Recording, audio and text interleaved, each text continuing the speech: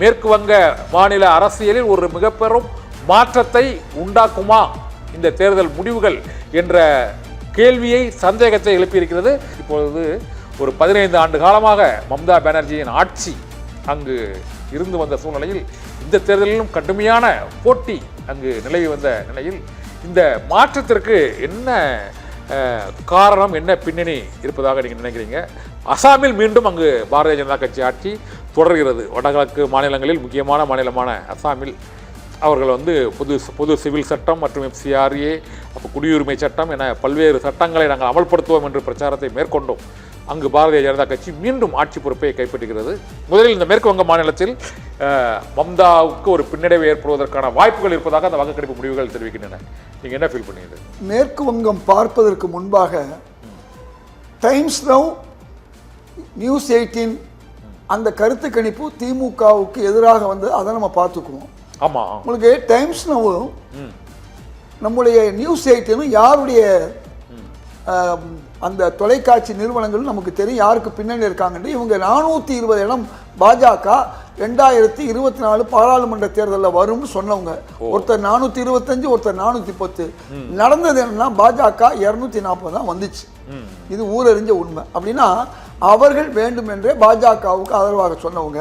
அதே மாதிரி தான் இன்னைக்கு அதிமுகவுக்கு ஆதரவாக கொஞ்சம் ஒரு எட்ஜு கொடுக்குறாங்க. அப்போ கூட திமுகவும் அதிமுகவும் சரிசமமாக வருதுன்னு சொல்கிறாங்க.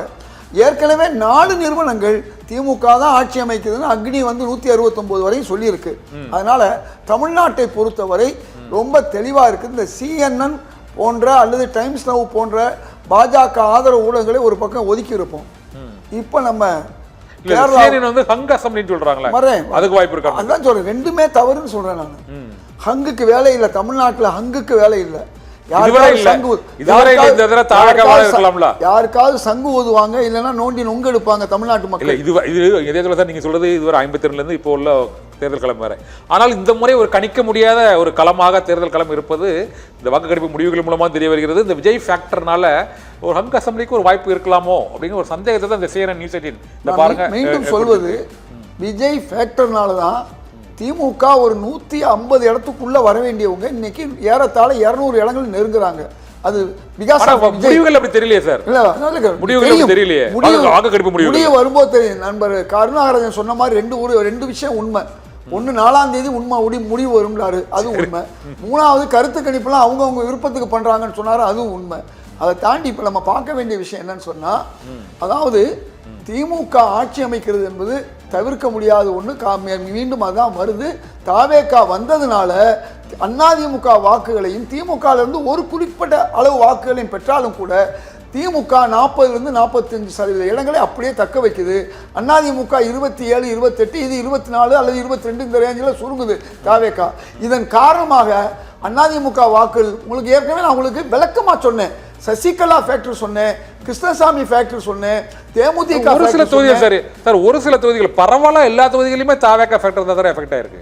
பரவலா தாவேகா வாக்கு வாங்குது, ஆனா சீட் கன்வெர்ட் ஆகாது ஆகலைங்கிறது எல்லாரும் சொல்றாங்க. 25 தொகுதிகளே பெரிய அளவுல ஒரு பெரிய கெயின் தானே. இதுவரை எந்த கட்சியும் 25 சீட் வாங்குனது 20 இடங்கள் 20 கட்சி ஆரம்பிச்ச உடனே இல்ல 20% தான் சொன்னேன். 20 சீட் கன்வர்ஷன் ஆகுமான்னு தெரியாது.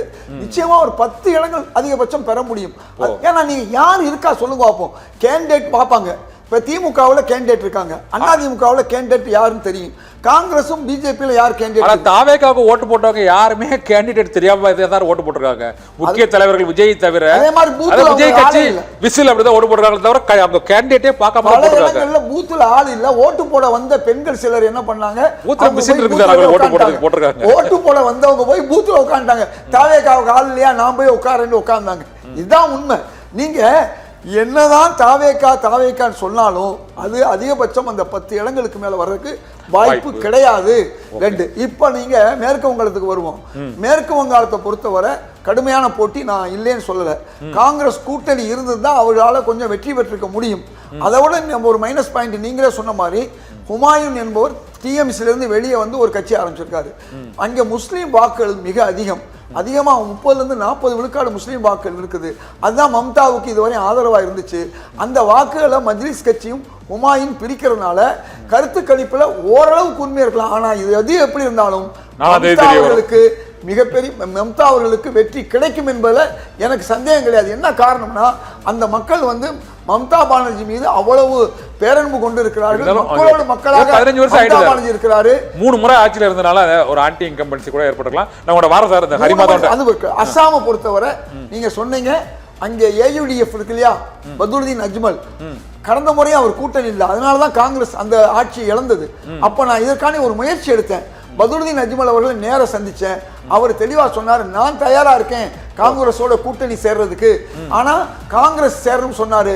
நான் மேலிடத்துல போய் காங்கிரஸ் அகில இந்திய ஹைகமாண்ட்ல போய் நான் இதை எடுத்து சொன்னேன். ஆனா அவர்கள் சரியாக அதை ஏற்றுக்கொள்ளல. அதன் விளைவு அஸ்ஸாமில் கடந்த முறை ஆட்சியை நாங்கள் இழந்தோம். அஸ்ஸாம் என்பது இந்தியாவிலேயே காங்கிரஸ் பலமா இருக்கக்கூடிய ஒரு இடத்தை நாங்கள் சமீபத்தில் இழந்தது காரணம் கூட்டணி அங்கே ஏயுடிஎஃப் போல இல்லாத ஒரு காரணம் தான். இன்னைக்கு அது இல்லாதனால எந்த விதமான அவருடைய வாய்ப்பு இருக்கு. Okay sir.